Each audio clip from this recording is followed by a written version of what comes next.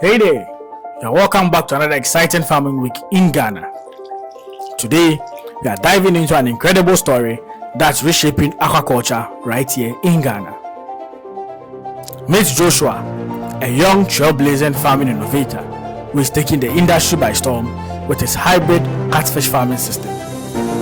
Imagine farming tilapia or catfish without ever needing to change the water, thanks to a brilliant blend of the RAS and Biofloc technology.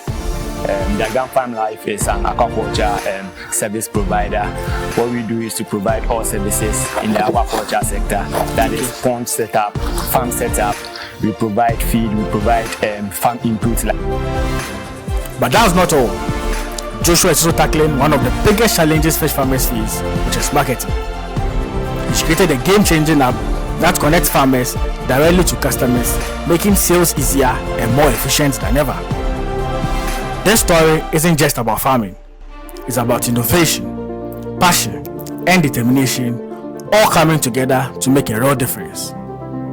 Before we get started, don't forget to like this video, share it with your friends, and subscribe to the channel for more inspiring farming content here in Ghana. Without much ado, let's jump straight into Joshua's incredible journey. So I'm here with Jakdam. That's the name I know. That's the name, at least on all social media platforms, you all know you to be called. I'm here to speak to him to know how he started, how the journey has been farming here in Ghana.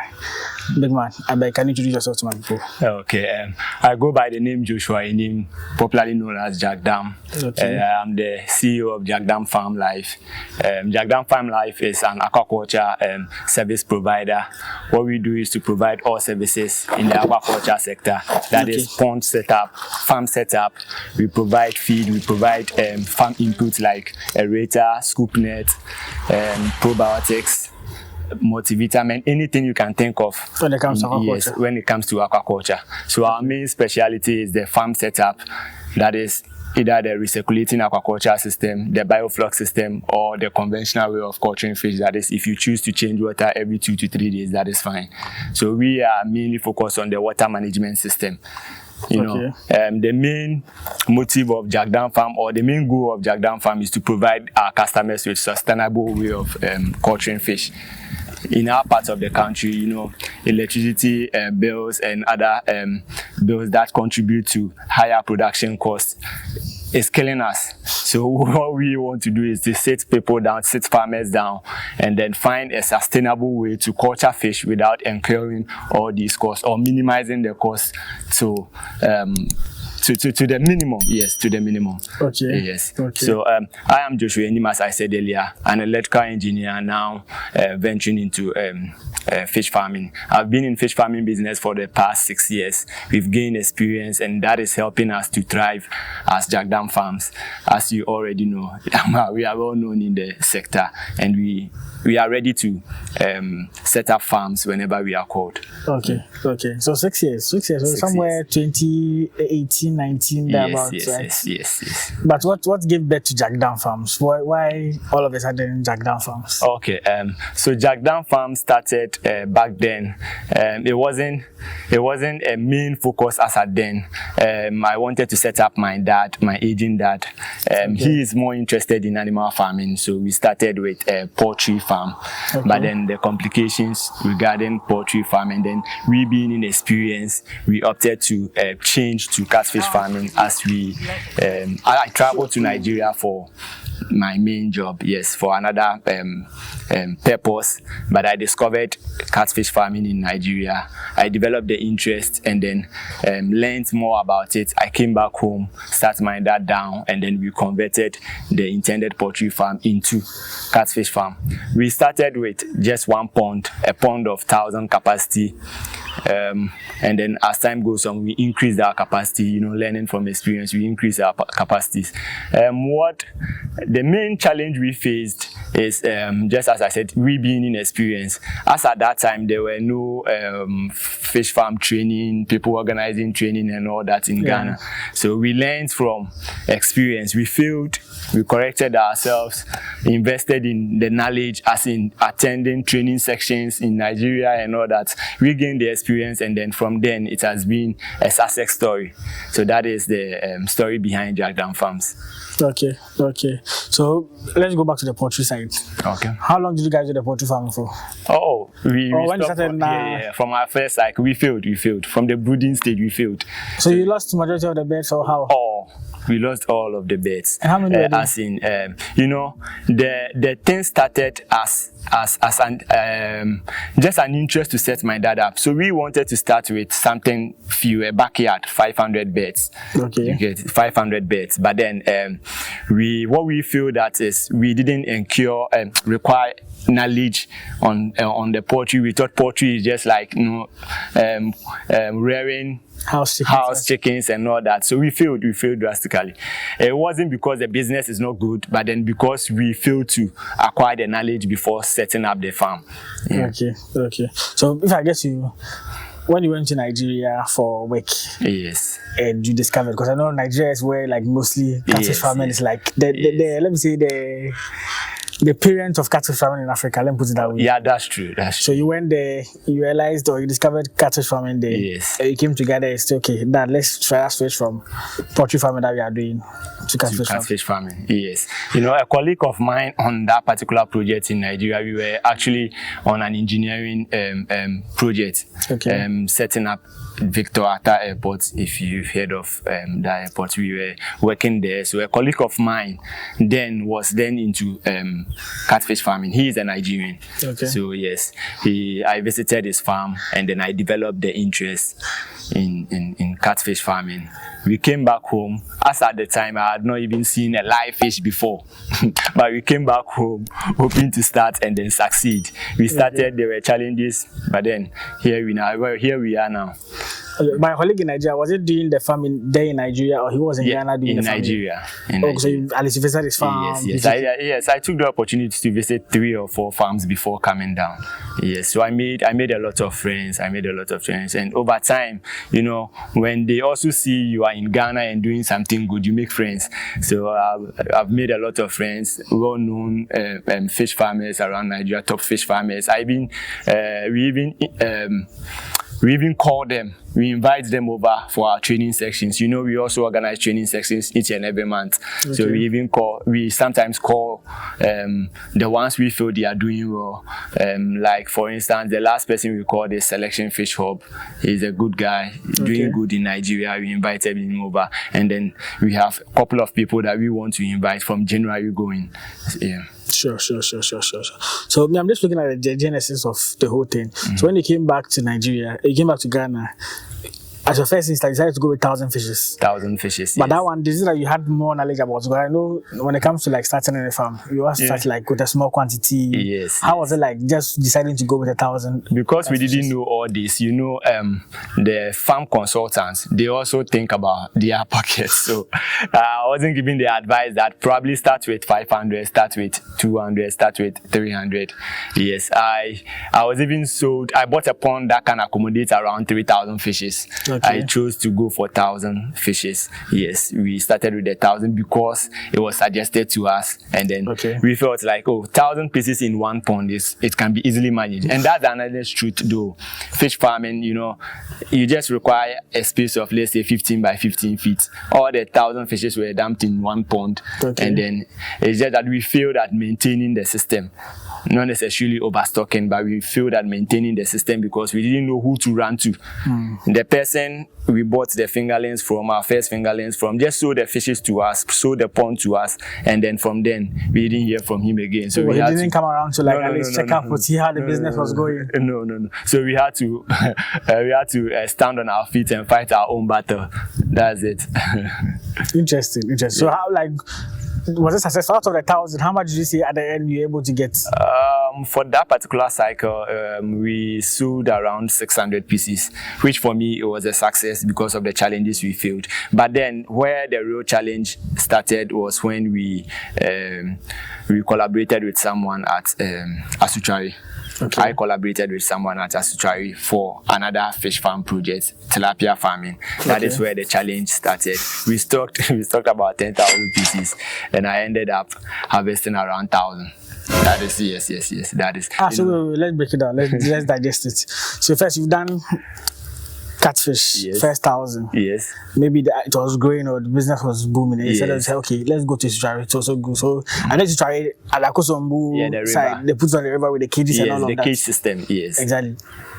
Go 10,000 in there, and how come you just harvested 1,000? That is a story to tell. You know, I was advised against. Even my dad advised me that we should take it slow. Start with 1,000, harvest 1,000, increase it gradually. Yeah. But then I had a friend who was doing very well then, so I invested in, it was mainly his business. So I invested there. He had a cage system. We constructed a couple more to add to the system, to his already existing ponds. We started, and then the story is they lost the fishes due to a leakage from the pond. You know, the ponds are caged, nets caged. Yes, in the river. So so a part of it, the fishes swam. Yes, and then the fishes escaped. That was the story. This 2x4 lies there. That was the story. And it wasn't one pond, multiple ponds. Some due to mortality, and you know, you being inexperienced, and then you try to dodge consultancy and all that. This is what will happen. You know, I feel to consult specialists before venturing into all those businesses. Business, sorry. So that is it. You know, there is no shortcut to success. You just have to consult. You know, small money you pay for consultants, you know, that you tend to dodge. That is what happened, and I've learned from that. I feel normally when people are doing businesses, especially when they are new people who want to venture into businesses, and you advise them, just go to someone who is experienced in the business, let the person take you through and stuff.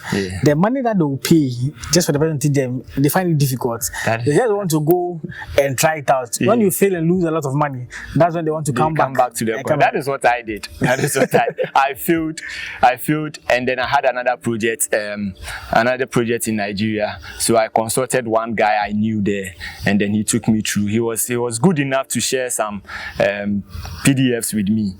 So I also came back home, visited the aquaculture center.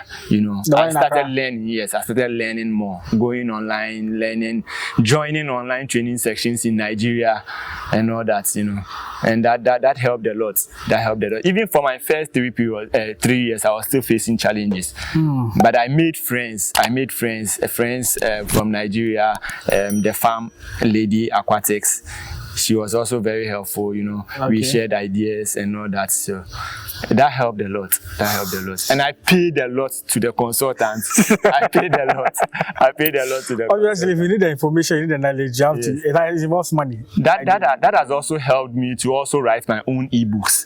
I have ebooks on fish farming now that people, during our training sections, we give them out. People also buy from our website, www.jakdamfarmlife.com. You can go there, buy the ebook. We have free ebooks as well. We have free ebooks there for you to all about fish farming. All about fish. Everything you need about fish farming, you just have to. It's good that obviously, if you know you are going the business long term, you have to pay to get the knowledge and the experience. Yes. At least that can also help you yourself and also become a business. But as I was talking, you made mention of the aquaculture unit in Ghana. The ministry, basically. Are they very productive? I'm just asking because I did my service there. I did my service at the Ministry of Fisheries and Aquaculture. Somewhere 2017, 18. No service. Like I did internship there rather. Yes. Around that time. But let me just ask, do you think they are proactive? I would say no, because I feel there is a lot they can offer to us fish farmers. You know. You being the face of aquaculture in Ghana, I think they should organize more training sections, be willing to visit farms and all that. It's just recently that I learned they are organizing free training sections and then giving out ponds and all that. But then they're giving out ponds. Yeah, they recently, about 2 months ago, they gave us ponds and fingerlings. I don't know who is behind the project, but I'm thinking probably an NGO or something through them. So it's all good. good, but then I feel they can do more to help us, as in creating more awareness in the business, as in training sections. You know, there's a lot they can offer. If you compare the aquaculture sector in Ghana to Nigeria, it's totally different. It's totally different, because in Nigeria, if you graduate as a fish farmer, probably read something about aquaculture, and then you're a big boy. You're a big boy in Nigeria. You get people to hire you to work. But in Ghana, we know degree holders, and then you know. No, but let's take it. So in Nigeria, people go to, like, let's say I've finished high school, I've gone to university, like those who do like agric, where they focus on maybe aquaculture. Yes. That they come out and they are able to. Very popular in Ghana, in Nigeria. The Farm Lady Aquatic is one person out of this initiative, and she's doing very well. She's doing very well. She's doing very, very well. So I think they can do more for us. They can do more for us. Sure. I organized training sections. My first 2 training sections, I didn't charge anything. You come and then you just probably yes. So we started and we realized that the numbers were too much. You know, the numbers were too much. So we had to start charging for the training sections. The charge is being the amount is being used to fund the ebooks that we share, the meal, and then all that. So we are also trying to give something back. Yeah, that helps. But let's go back. Let's double back a bit. Okay. So you made mention that you have a background in electrical engineering, right? Yes. Can you walk us through education from high school to where? Okay, so in high school I attended Technical Secondary, where I read electrical engineering in the electrical installation work. And then I applied for a school called Good Shepherd, but then we ended up writing, you know, it's a private sector, a private school. So we ended up joining Technical. That's high school, right? Yeah, that's high school. So they used to do the technical bits. Yes. Okay. So I started electrical engineering from high school. Oh, okay. Because I was wondering, I know I'm a pure breed. I'm a pure breed. I'm a pure breed. And then proceeded to Takrade Technical University for my HND in electrical engineering. And then I did my top up as in degree. Yes, in electrical engineering again. Okay. And now we are also trying to further. Yes, we are not only focusing on the fish farming. I hope to further more. I'm furthering more. Yes, attending courses, and then probably next year we will be having our masters as well in electrical engineering. Oh, nice. So the benefits I am having from merging engineering with fish farming is that, you know, with the RAS system, I get to play a lot with the electrical aspect, as in the pumps. I know the requirements, the capacity of pond that you need to use to be able to pump a certain amount of water, to be able to pump a certain amount of oxygen into the pond. You know, as a good RAS system designer, you have to factor one, the energy consumption or the energy demand of your system. It has to be such a way that after the production cycle, the customer wouldn't lose paying more of utility bills. Yeah, so you have to size your aerators, your pond, to fit the system. You can see probably one pond and someone is using an air blower of, let's say, 1 kilowatt. 1 kilowatt is around 760 watts. That is too high. At the end of your production cycle, you wouldn't make anything. But if you can see the setup behind us, this is a 6,000 capacity setup, and the only thing we are using here is a 100 watts aerator and then a 350 watt submersible pump. So combined around 400 watts consumption. So that is very good, and it's not being run continuously. The aerator is being run continuously, but then the pump comes in and then goes out probably 5 hours in a day. So sure. It has helped me a lot to be able to bridge the gap between electrical engineering and fish farming. As probably we would have to talk more about that. My electrical engineering background has also helped me to develop an online monitoring system. to monitor water parameters in fish farming. All you need to do is, even if you are outside, you are abroad, we set up for people in the diaspora. All you need to do is to purchase this monitoring system we install in your pond, and remotely you can monitor your water parameters, your pH, your ammonia, your nitrates, your nitrites remotely. So that if you hire someone to take care of your farm, you also have a view and insight of what is happening. Your system. Yes, you'll be able to enter into your pond. Probably in future, you'll be able to devise something to count fishes so that fishes will also reduce in fish farm. Well, that one is very necessary. Yes. If you can monitor your water kicking, at least you have to find a way of monitor the fishes. The number of fishes in the pond. Very helpful. Probably we will try that. Sure. As you were speaking, a lot of questions just came to mind. But the first I want to ask is, what informed doing electrical engineering? Normally when you are growing up, when you're a kid, they ask you, I want to be a doctor, I want to be a this, I want to be a that. What informed the electrical engineering aspect? Okay, so I think the interest was from my dad. My dad has a pure engineering background. Yes, so I think I took that from my dad, and then as people were opting to study general arts, general science, and all that, I opted to go for electrical engineering. Although I had the opportunity to go in for general arts and general science, I opted to go for electrical, and it has helped a lot. In Ghana, we sometimes downplay the technical schools, but then it helps a lot, because from my SHS period, after SHS, I was able to even work as an electrical technician. From tertiary, I was using that to fund my fees and all that, to support, all the parents were supporting, but I also had something extra. Yes, so it's very good. It's just that you have to have the passion, you have to have the desire to learn, and then it will help a lot. It has gone a long way to also adapt to my fish farming background, and it's making me stand out. It's making me stand out because of all the things that we are doing now. Okay, so as you're talking about the vocational aspect, I feel like honestly that part is like downplayed a lot. Yes. When people normally go to a secondary school, do university, and even end up going to do the technical stuff. Whereas wherever some people are able to discover what they want to do, then right from the get-go, you start learning from, like, let's say the high school business. You gain experience, even go to university and continue. You have like so much experience as compared to people who normally go to like high school, go to uni, go and do some other courses, and later it's like they don't have any work to do. They decide to go to do the vocational part of the work. So I mean, sometimes when you know what exactly you want, it's good to identify it right from the scratch. So you know your path, you get it.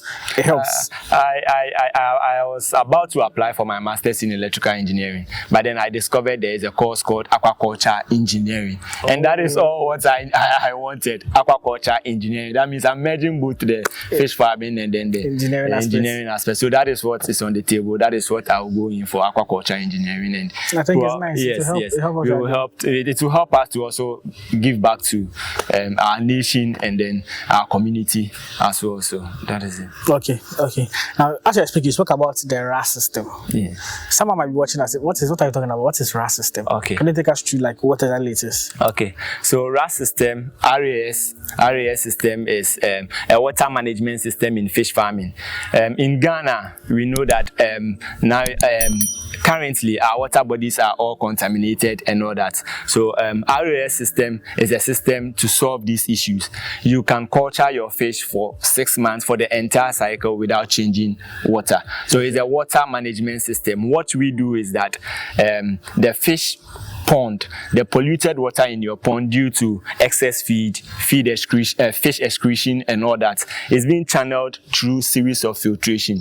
First, a mechanical filtration. If I say mechanical filtration, I mean channeling the water to remove physical or solid dirt from the pond water to reduce the turbidity of the water, and then proceeds to biological filtration, that is removing substances like ammonia, nitrates, nitrites from the water, and then the clean and safe water is returned back into the pond. So in that cycle, that is called the RAS system. It's basically that with a pond and then a filtration system. We also have a system called the Biofloc system. The difference between the RAS and then the Biofloc is that the RAS uses an external filtration, that is external filter in that order. But then with the Biofloc system, all the filtration is done within the pond. We focus on biofiltration. not mechanical filtration. So you can see that the water is very turbid, very dirty, as you can see. But then it is very perfect for the fishes. Okay, yes. Regardless of how dirty it looks. Yes. You know, in fish farming, there is nothing like dirty water. We have contaminated water, I should say. So if your pH, your ammonia, your nitrates, your oxygen, your EC, all that is perfect, the water can look dirty. But then, the fishes will survive. And in the biofloc system, even that waste is being converted into proteinous food for your fishes. Yes. Okay. So we studied both the RAS system and then the biofloc system, and I came up with a separate system that is an hybrid system that works as a RAS system and then as a biofloc system. You know, in biofloc system, if you lose electricity or if you lose your power source for 1 hour, all your fishes will die immediately. Okay. But then with the system that we have devised, that system can work without electricity for more than 24 hours. Okay, so the system is the measure between the RAS hybrid between the RAS and then the biofloc, and it's working. It's cost effective. All you need to do is to go and then feed your fishes. Let the system take care of the rest. Okay. That is it. Okay.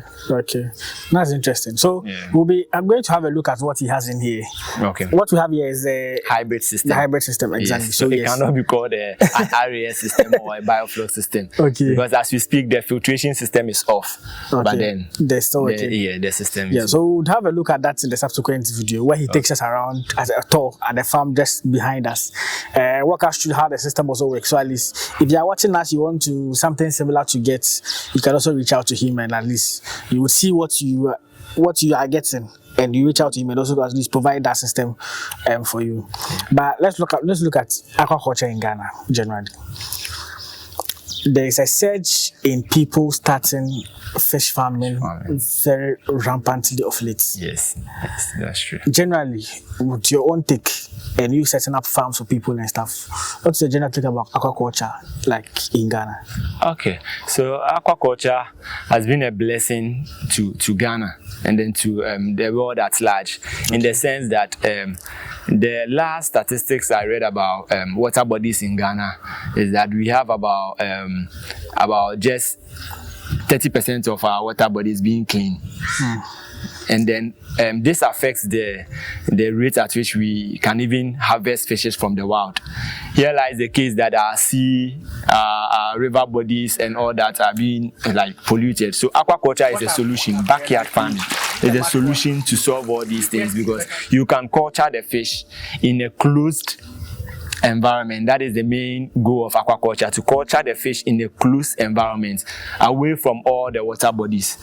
And then it also provides that a healthy meal, because you know the water that you are culturing your fish in, you know what you put into your fishes, into your pond, and then that is a blessing to us. So aquaculture has been a blessing, and it's growing rapidly.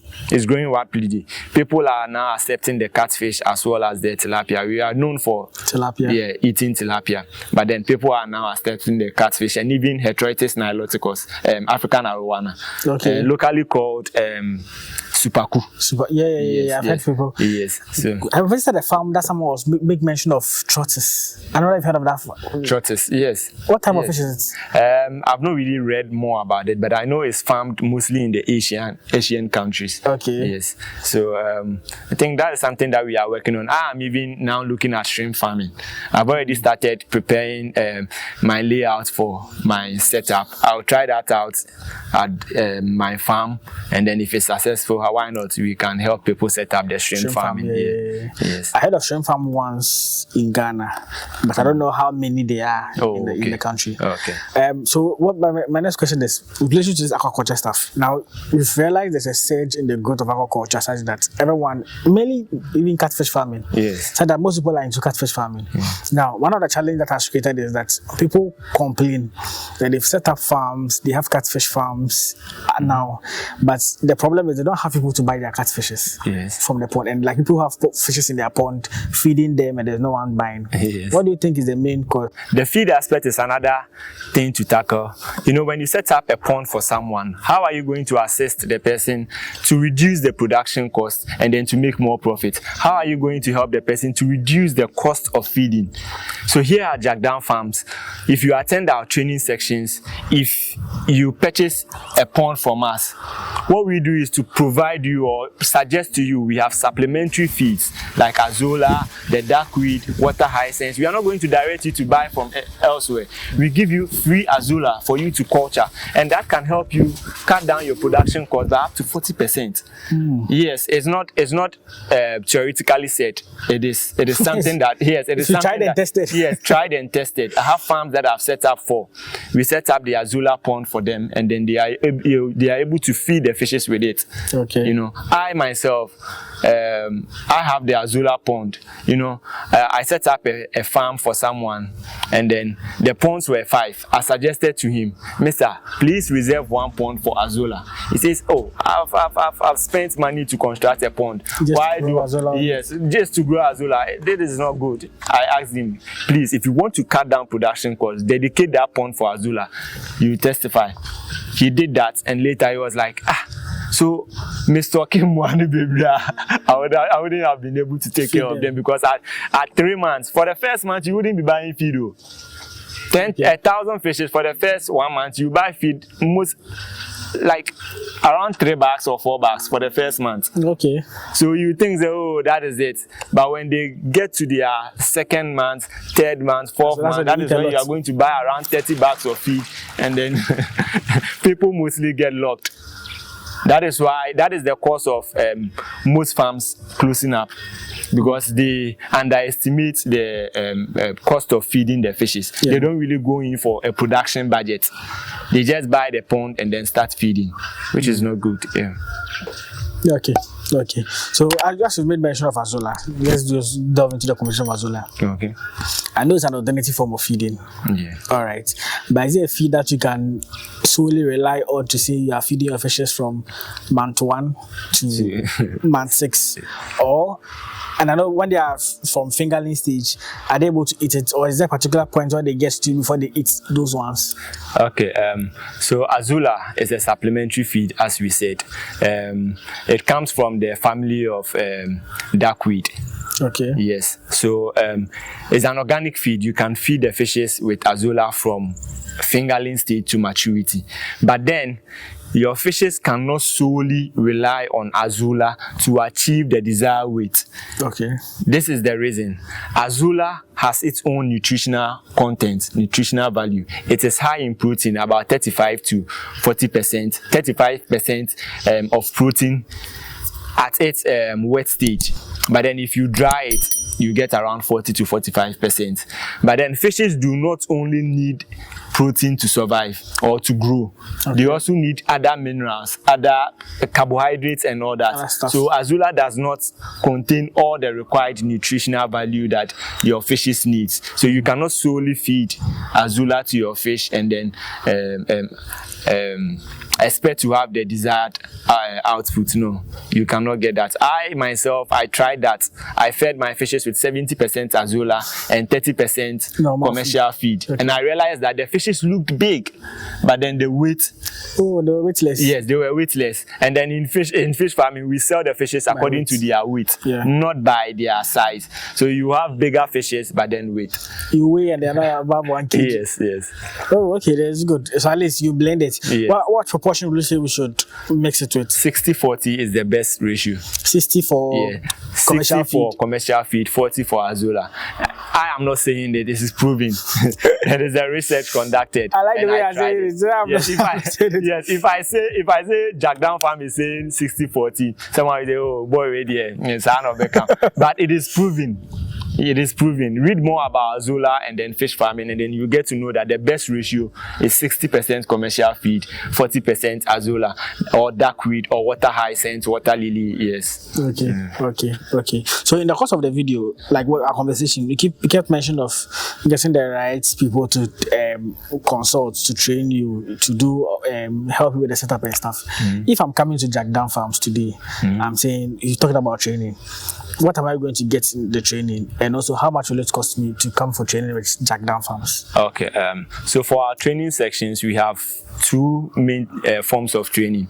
We have the group training, which is far less expensive because we are training people in a batch. So it comes it's much more less expensive. And then we have the personalized training sections where we go to either farms to train the workers there, or you come to us for us to train you. Individual farms, we do that for them. So for the training sections, our group training sections are mostly priced at 400 Ghana cedis. Okay. For the group one. Yeah, for the group one. What you get is that you are going to gain the required knowledge to start, during, and then to end your fish farming journey. And apart from the training, the knowledge that we are impacting onto you, we are also going to offer you free mentorship program after the training. That is, after the training and you want to set up your farm, we mentor you till you harvest your fishes. Yes. And for the personalized training sections, it depends on the training that you want to, the knowledge that you want to acquire. If it's water management system, you want to learn how to construct for it to turn into a business, for you to also construct for others, we also train in that. If you want the knowledge in catfish hatching, we train you. The catfish hatching, yes. For the group training, we charge 700 Ghana cedis for hatching. But then for personalized training sections, we charge 1,500 to 2,000 Ghana cedis for the hatching, because it's going to be a 5-day journey. We don't only teach you how to hatch. That is what most people do. They teach you how to hatch. But then hatching is never difficult. But taking care of the fries. That's the difficult one. You can lose all of them. Yes, you can lose all of them. So we teach you how to hatch and teach you how to manage your system, especially your water quality. We teach you how to balance. If you have water, probably your salt water is highly acidic, we teach you how to balance. If it's salty, we teach you how to balance. So we teach you everything in fish farming that you need to know in order for you to be a success. Okay. So now I come to Jakdam Farm for training. These are the options I have available for me. As well as online training sections, because we also organize for people. Some people might not want to be physically here. People from other countries want to also learn about it too. That one is available. Yeah, that is okay. Now let's look at the RAS system too, or not the hybrid system. Okay. So you made mention that you do the setup, and as you said, it's right behind us. In the subsequent video, we'll be looking at that. If I want to go for the RAS, the hybrid system, how much does it cost me for the entire setup, and how does it so it depends on the capacity that you need. If you need somewhere, and then the species of fish that you are catching, either catfish or tilapia. So we have packages that goes for 10,000 Ghana cedis. We have packages that goes for 7,000 Ghana cedis, depending on the number of fishes that you want to go in for. So 7,000 Ghana cedis comes with a pond, aerator, your fishes, the bacteria, the bacteria that we use to culture the fishes.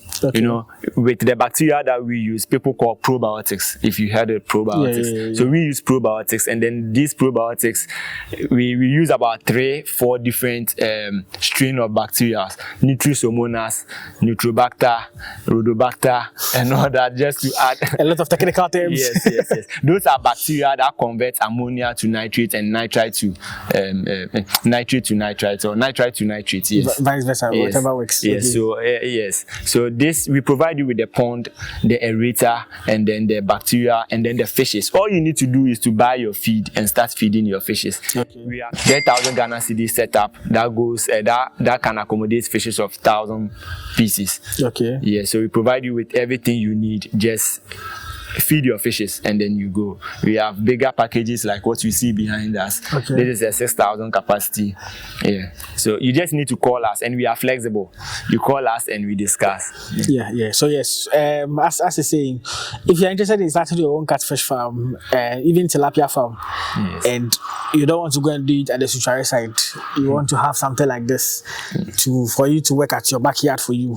I know mostly when it comes to tilapia, because of the attention they need, most of the time they don't really survive when it comes to tarpaulin ponds. That is a misconception that people have. Yeah. We have tilapia set up right here, tarpaulin pond, and then they are doing just fine. You know, the reason people feel in culturing tilapia in tarpaulin pond is that one, temperature spike. Tilapia, they do not do well in fluctuations in the temperature. So what are you going to do to battle this? You need to increase your water volume. Okay. Yes, to probably 3.5 feet high, and then whenever the sun is higher or scorchy, they can go beneath. And you need to have the right bacteria for them to also thrive in. So I can even say on authority that tilapia, with this system, tilapia does very well. Even more than catfish. Oh, okay. Yes, even more than catfish. So you don't need to worry about catching tilapia in tarpaulin ponds. Just have the right knowledge, the right consultant, and it will do just fine. When you go to visit Thailand and all that, it's tarpaulin ponds that they use. They don't use for tilapia. Yes, it's tarpaulin ponds that they use. Their biofloc system and all that. It's tarpaulin ponds that they use. So that is it. So the only tilapia farm I visited that uses a tarpaulin pond, that was my first time, and they were doing so well. I saw it using like the normal tarpaulin pond. I was shocked because I know obviously normally when they make mention of tarpaulin ponds, it goes with catfish. Yes. When they talk about tilapia, people are looking at a estuary area. Yes, 18 ponds. The cage 18 pond here, those options. So it was interesting for me to know that I know the tarpaulin ponds, they're breeding tilapia in there, and it was working like perfectly well. So at least it's good. My farm at Matayeko, I'm even doing a polyculture system there, culturing both catfish, tilapia, and then Heteroides niloticus in tarpaulin pond. Oh, okay. Yes, so you can do polyculture, but it comes with strict measures. Other than that, the catfish is going to feed on the tilapia and then the Heteroides. Elaborate a little bit on it, the polyculture. So the polyculture system. Polyculture. Okay. Is a system where you culture different species of fishes in the same environment or the same pond. Yes, as you see. So you can choose to go in for the catfish, tilapia, and then Heteroides. But it's a dangerous task to go to undergo. You have to have the right knowledge for you to be able to do that, because we all know catfish are carnivorous, and then with tilapia they don't really feed on each other. So if you don't stock the right stage of catfish to the right stage of tilapia, they are going to feed on the tilapia. Okay. So if you need services for building farms and everything, reach out to Jakdam Farm. His details and everything will be in the description side of the video. Let's reach out to him and let him know at least you came from Charles Century YouTube channel or the Chartered Farmer YouTube channel. Surely, you surely receive a discount. So, one question I would want to ask. Currently, we know there is unemployment issues and stuff when it comes to Ghana. Most of the youth are saying there are no jobs in Ghana and stuff. If there is one advice you would give to people who are at home doing nothing, people who have gone to university, done degrees and stuff, so people parents have farmlands, have backyards and stuff there, what advice would you give to like other colleagues and friends out there? So I would say, if you really want to be a success in future, don't look at your qualification.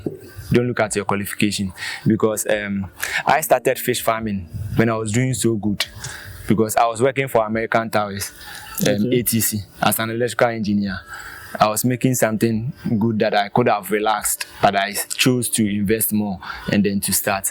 So if you're out there and then you want something to start, something to kickstart your fish farming journey, or to be a success in future, I recommend fish farming to you.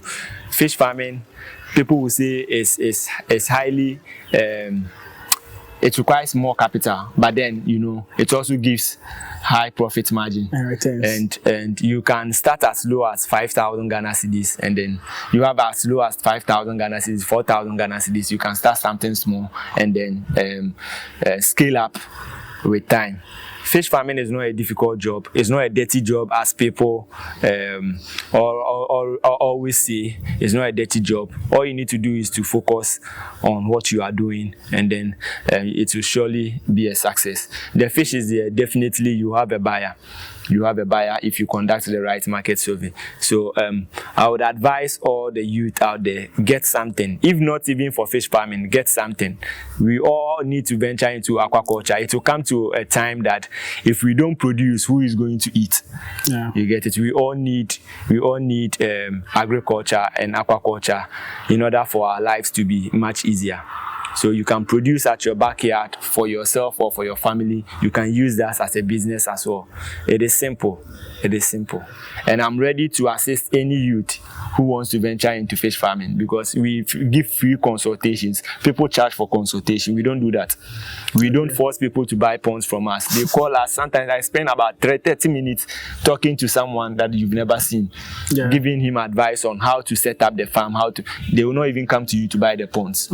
So it's something that we are doing. We have the passion for it, and we also want to give back to the public. So very soon we will be visiting schools to train and stuff. Yes, free. Primary schools, JSS, probably tertiary, just to train people on fish farming for free. Okay. I like the way you mentioned that. At least it's good that we all start growing. If you don't grow it, we're in a country where our water bodies are being destroyed almost every time. You watch the effect of galamsey and you see the color of the water. You know that this one, there is no livestock or living thing living in that water. Where have all of them gone? Gradually, we'll be losing our like fishes and the kind of proteins we get from the water bodies. So it's good that in our own homes, in our own backyards, it's good for us to also like start at least growing some of these things to help feed ourselves and also feed other people around us. So yes, it's very key that we look at some of these things. So one question someone watching us might ask, Jakdam, I've listened to you, or Joshua, I've listened to you. If I come and say I'm coming for, let's say, 10,000 package, 20,000 package to help build this ponds and stuff for me, how profitable is fish farming that it make me say I can make my money back? Because now people don't have to just invest in anything. People are looking at profitable business. So the question are in two folds. One, is fish farming actually profitable? And if I come and buy some of the packages from you, what kind of profit am I expected to make from my investments? Okay, so I'll say fish farming is very profitable if done right. There is a if condition, if done right, because if you don't get the right setup, the right feeding plan and all that, you are going to lose. But then it is profitable. You are assured 30% profit margin in fish farming. 30% profit margin. You can beat it or increase the profit margin to even 50% by doing extra the supplementary feed ponds that we are talking about. You feed your fishes with. So the fish farming and all of that. Yes, fish farming. But if you are going by just purely commercial, 30%. 35%. You are guaranteed. That is even aquaculture or backyard farming that you use probably electricity, you use water, you pay all these utility bills. Yes, you are guaranteed 35% profit margin. If you are lucky enough to have free water source like the river and all that, the earthen pond, surely you can make 40. Make 40%. So can we practicalize the best for people? So let's say I've come to Jakdam Farms, I've purchased a 10,000 package, right? It says 4,000 fishes. Yes, 4,000 fishes. Yes, I'm using like, let's say, the hybrid system. Then I've gone for that package. With these fishes, what money am I going to make from going by this particular package? Okay, so when you come for the 10,000 Ghana cedis package, which goes for 1,000 fishes, if we are focusing on catfish, a kilo of catfish now is sold between 35 to 40 Ghana cedis. 35 to 40 Ghana cedis. So for the 1,000 fishes, that is 1,000 kg. If you are growing them for 6 months, targeting 1 kg. Some can pass, but targeting 1 kg average weight. That is, you are going to make 1,000 kg fish. Yes, and then selling 1,000 kg fish is 1,000 multiplied by even 35 Ghana cedis. That is 35,000. Yes, 35,000 Ghana cedis as your output. Yes. So 35,000 Ghana cedis minus the 10,000 cost that you use get for the setup, and then a feed of, let's say, 10,000 Ghana cedis. That means 20,000. Yeah. 20,000. You are making a profit of, let's say, 15,000. If you use 2,000 or something to settle for labor and other miscellaneous costs, you are making around 13,000. Yes, at the end of 6 months. That's which wild. is, yes, it's good. It's good. And even the next system too, you're not necessarily going, you don't buy the RAS that is where system again or anything. Yeah, that is where people fail to understand. You know, you don't offset all your costs at one production cycle. Yeah. You know, if you do that, you might feel, say, oh, the business is not that profitable. But for your subsequent cycles, you are going to use the same equipment. The tarpaulin pond will last you not less than 5 years. And in 5 years, you can make a minimum of 10 cycles. Whoa. Yeah, so if you split 6 months, yes, so if you split the 10,000 Ghana cedis in 4 cycles, that means 1,000 Ghana cedis setup costs per production cycle. Yeah. Yes. Yeah. So it's something good. It just makes sense. And someone might say, oh, there are mortalities and stuff. Yes, even if there's mortalities here, let's say I'm making 12,000. At least like, you don't even get all the 1,000 fishes to the maturity side. Let's say 20% mortality. Still, there's a profit of, let's say, even a lot of like. And we also give you mortalities. If you go for the 10,000 capacity setup, we give you mortality of 100 pieces. In addition to like 1,000, yeah. So at least it caters for those ones. Yes. That's nice. So yes, if you're interested, just reach out to him and let's see what package best works for you. And when you reach out to him, I'm sure and I'm guaranteed that at least you take good care of you guys. So at least you guys can reach out to Jakdam Farms for all your fish needs or services. But this video will end out this first part of the video. I want us to quickly go and look at the hybrid system, where you guys can watch and see how it works in case you want to have something similar done for you at your home. You can also see and know the advantage and disadvantage that comes with it and every challenges pertaining to this hybrid system. So at least you out there can make an informed decision whether you choose to go for catfish farming or tilapia farming or even general aquaculture per se with this particular system. Yes, so this will close out this video. Any final message to my people before we end?